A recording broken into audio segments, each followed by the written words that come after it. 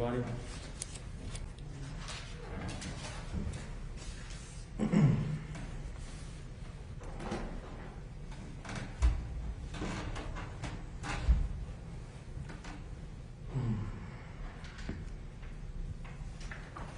When I was finally aware that I was not just a witness, I sat and thought about the fact that I'm considered a victim. My questions were how and why. By the context in which I am considered a victim, which is having to witness this domestic terrorist terrorize two young women who happen to be black passing, subject them and all other passengers to this form of white terrorism, or his form of white terrorism, and ultimately take two lives that he never had a hand in creating, while almost taking a third, and being in his path as he fled the scene.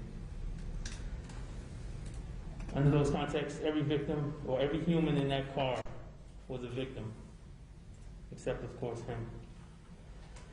Every person who this terror was aimed at, black passing people and any white passing people who side with them, who saw this video on social media or the internet, was a victim. Because the messaging is and has been clear for centuries. It is simply adapted to human and technological evolution.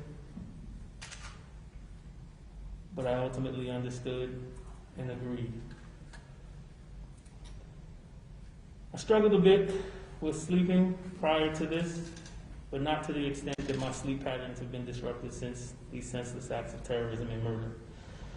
More than 3 years ago, I fall asleep later in the evening or morning, hope that I get enough sleep to function and get up for work or to take a class or whatever I have to do that day. My lack of sleep has affected my ability to bring my best self and do my best in all phases of my life. My ability to recover and restore has been significantly inhibited, especially in the last 3 years. I liken it to the insomnia and other trauma-informed issues that pervaded after my most violent and long combat tours, returning home and not getting the healing and coping mechanisms to begin the efforts to attempt some form of mental, emotional, physical, physiological, and spiritual homeostasis and health. Also, since the event, I've resumed both my hypervigilance, which probably is why I've been battling insomnia, and my anti-terrorism personal protection practices. Because I am in one of the whitest cities, in one of the whitest states, I avoided the press, as well as this discussion concerning this terrorist attack. Because, truthfully, as far as the concept and behavior of whiteness, in both the threat and the aesthetic, it is hard to know who to trust in the currently constructed societies that we live in this country and throughout the world. And whiteness has earned every bit of my distrust, with the consistency of the individual and collective lies and terror. As I shared with one of the prosecutors, I felt more comfortable in combat than I do simply living and maneuvering in peacetime through society in this country. With everything that was going on in combat, I knew that whoever was with me or behind me was only focused on everyone getting out alive, regardless of color, gender, etc. Because we had a higher priority at hand. We recognized our similarities and differences as the strengths they were, and the other biases essentially had to take a back seat, albeit temporarily. In this country, we are going through a health crisis, a pandemic, and the terrorism continues. Unveiling yet another centuries-old pandemic of anti-blackness, racism, white terrorism that has never waned or been healed. It simply was morphed into a different looking plague. You would think the coronavirus would bring out the humanity in all of us, force us to courageously push beyond our biases, but alas, it has simply brought to the surface the racism, anti-blackness certain people have chosen to mix with their spiritual foundational soil and plant seeds of lies, fear, and terror to proudly sprout the trees of the Crusades, colonialism, manifest destiny, genocide, slavery, Jim Crow laws, black codes, convict leasing, and eugenics, just to name a few. I was also impacted because the visual of every second of this event is etched in my memory. I definitely tried to submerge it in the last 3 years, even forget it, but I was unsuccessful. I question what I could have done differently most days, if not every day.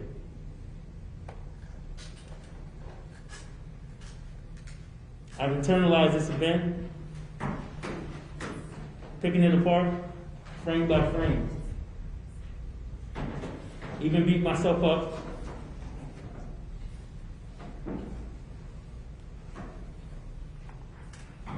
Because in my head, people died on my watch. Knowing full well it was not my intent, nor my actions that created this tragedy. It was entirely his intent, thoughts, words, and actions that caused all of this. There is no doubt that many, if not all, of the survivors and victims of this are doing similar things while coping with multiple elements of survivor's guilt. Unfortunately, for black passing people, most of us move with survivor's guilt from multiple family members and friends murdered in our neighborhoods and are traumatized daily by anti-blackness to the point that we probably think or believe we deserve it. But this expectation is not of the healthy variety. It is the layered additional stress that only we deal with,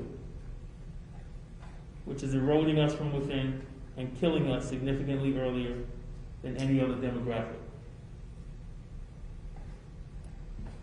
I was also impacted because I have children, and I saw them in these young princesses.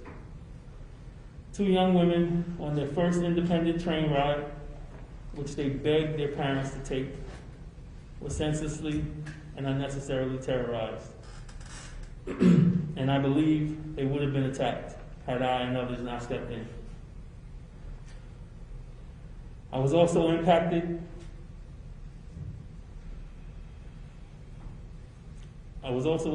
because lives were forever and irrevocably interrupted.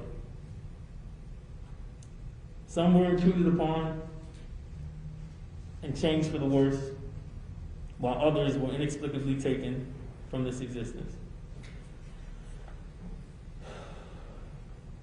In this society, we are so conditioned into individualism, we no longer value community.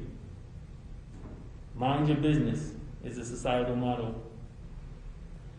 This is the official green light for terrorists, and exactly why they veered this society and others from our collective communal origins. Communal mindsets would never have let this terrorist build up his momentum in threatening these young women, nor in spewing hate, threats, and divisive rhetoric, which is founded in delusional white supremacist instructional and behavioral examples. But initially, individualist minds did. Anti-blackness did. Racial indifference did.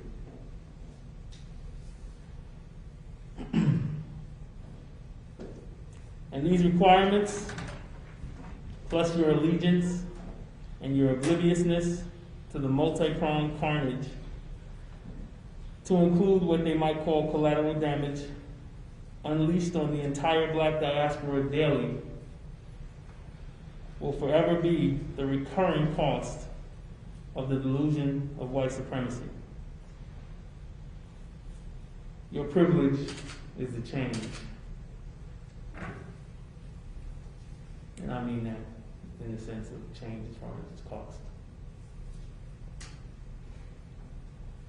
I was impacted because local and national news programs, as well as local publications, initially contacted me through social media to try to identify if I was the witness and victim of this terrorist event, and hopefully get a statement, a story, something to share with the public, and maybe get more ratings or sell more papers. When nothing I would have said or done would have brought back the 2 young men who were killed, the 3rd young man who was nearly killed and has the physical reminder of it for life. It wouldn't erase the event from the memories of everyone who witnessed it and experienced it. So I chose not to engage with a great deal of the media surrounding this case. In my opinion, every bit of damning evidence was on the video captured on the train.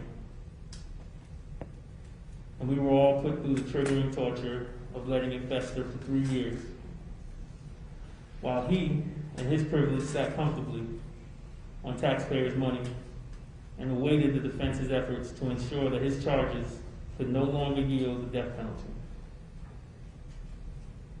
And when he and his privilege were ready, everyone else was forced to relive it in front of the world, with YouTubes of our painful and transparent testimonies as internet fodder. Nowhere in these privileged accommodations were the ideas of a speedy trial for the victims and witnesses, for some semblance of efficient and appropriate justice, and hopefully closure and healing.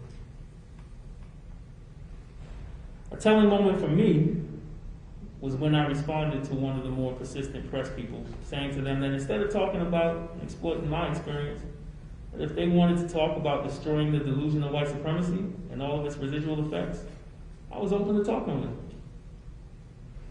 I never got a response after that. And contrary to popular belief, this is to white passing people, you do not need to hear our stories, nor see our pain to advocate for your fellow human or act in the best interests of human equity or humanity's sake. You simply need to consistently access your empathy, which the majority of you access situationally, and I'll prove it to you. If there was a dog in this courtroom and anyone mistreated that dog physically, verbally, etc., a great many human beings, if not all of us, would advocate for that dog and report the person who mistreated that dog. In some way, demand justice, seek justice, and follow through on ensuring justice for that dog. Some might even call the human treatment of the animal inhumane. And none of us speaks dog. None of us knows a dog language to ask about how the incident affected the dog, nor need to hear the story of the dog's plight, etc. You simply choose to access empathy in that moment. You met the dog where he or she was in their current trauma and accessed a personal experience of your own that correlated with your perception of the current treatment of that dog. You erect organizations to advocate on a large scale, push for policies and laws to advocate for and protect them, even charge and convict humans for treating these dogs inhumanely. Your words, not mine. But somehow, this empathy is not accessed for your fellow human, who is and has been treated inhumanely for centuries. Instead, you provide resistance. You feign sympathy. or lack of understanding, and you provide hurtful responses to appease your guilt and complicity. I do not accept your excuses of not being able to understand what we go through and your subsequent need for a story. I ask you, would the aforementioned scenario make sense to you if you could not use your privileged lens, but instead had to look through mine? And finally, I was impacted yet again when during the trial, I found out that this terrorist had attacked the Black Queen the night prior. And had the situation been handled appropriately, he would have never been on the train the following day to kill and injure people. When he threatened her life, she defended herself. Her blackness made her the assailant, while his whiteness made him somehow the victim. And so now, I am convinced he wanted vengeance against a black woman who dared challenge his access to everything.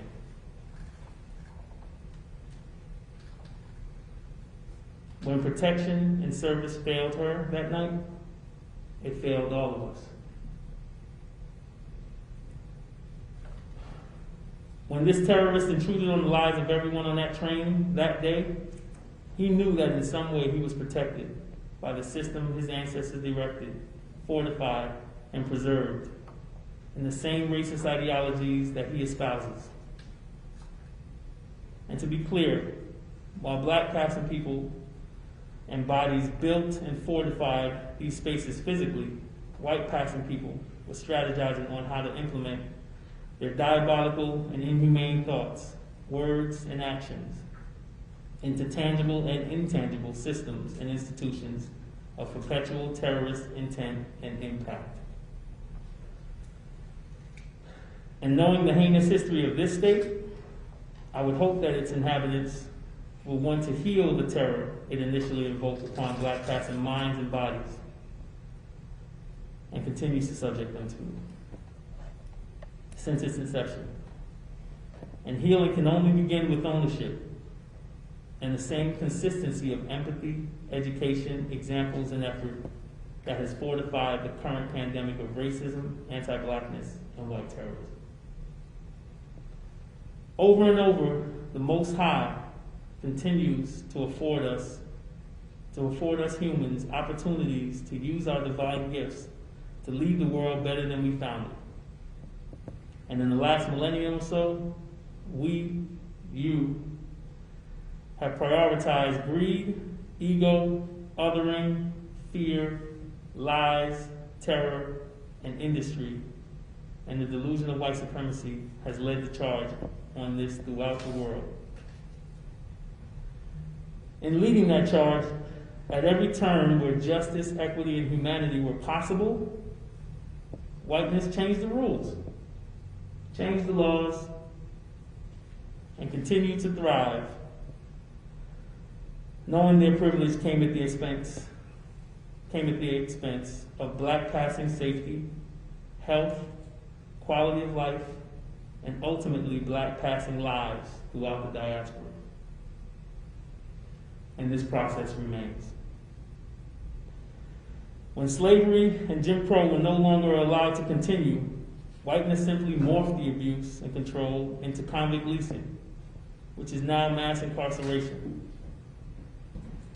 And with the internet, have begun a campaign of physical, emotional, spiritual, and now virtual terror, where delusional white supremacists can implement a new black code, a new Jim Crow, and have even more potential impact, reaching everyone globally instead of just everyone historically on the plantation or concentration camp. So as delusional white supremacists continue to embed themselves in all facets of our society and perpetuate fear-based behavior, trauma, and messaging when they terrorize and kill, and then post it so it can go viral, you too, all of us, are now presented with yet another tremendous opportunity to send a similar message back to local, national, and global cowards and terrorists who think, speak, and behave under the delusion of white supremacy. And that message is, and should continue to be, no more and never again. No more violence, no more lies, no more micro and macro aggressions, no more gaslighting, no more denial, no more lack of ownership, no more black passing people dying due to white passing fear and or white passing incompetence and inhumanity. No more threats of police involvement in civil matters that should not require the presence of law enforcement, but still is allowed and validated. No more institutional nor systemic racism. No more institutional nor systemic racism and racist terrorism. And also that there will be swift consequences for any violations of anyone's rights to life, liberty, human equity, and the pursuit of happiness. You can either choose to be on the side of the problem or that of the solution. And it is a choice. Knowing that we are watching, or know that we are watching and listening. But as you all are finding out currently in this global unrest, we are no longer waiting.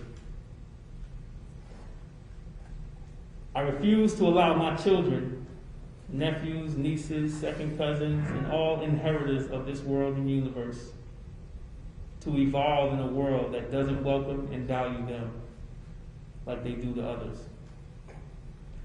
And all of their strengths, uniqueness, creativity, magnificence, beauty, truths, health, and love, as well as reciprocate those attributes and more. I pray that if there is a lesson to be had in this terrorist tragedy, this is among many awakenings to us all, that we are all responsible to seek truth, to speak truth, and behave truth, to seek health, to speak health, and behave health, and to seek love, to speak love, and behave love. Then and only then can we learn enough about ourselves and others to appreciate, love, respect, value, and honor ourselves and others in all of our similarities and uniqueness, and that of others. Again, it is precisely our differences that afford us the opportunity to be a great society, nation, and planet. Mr. Chairman, I'm so sorry to interrupt. We're going to check our technical difficulties. Okay, I won't start again this time. It's just been a second. No worries. I was right there too. For what it's worth, Your Honor, Mr. Forde, I was paying very close attention. It's really your last two sentences were the only ones that. No worries. So hopefully you'll be able to re-articulate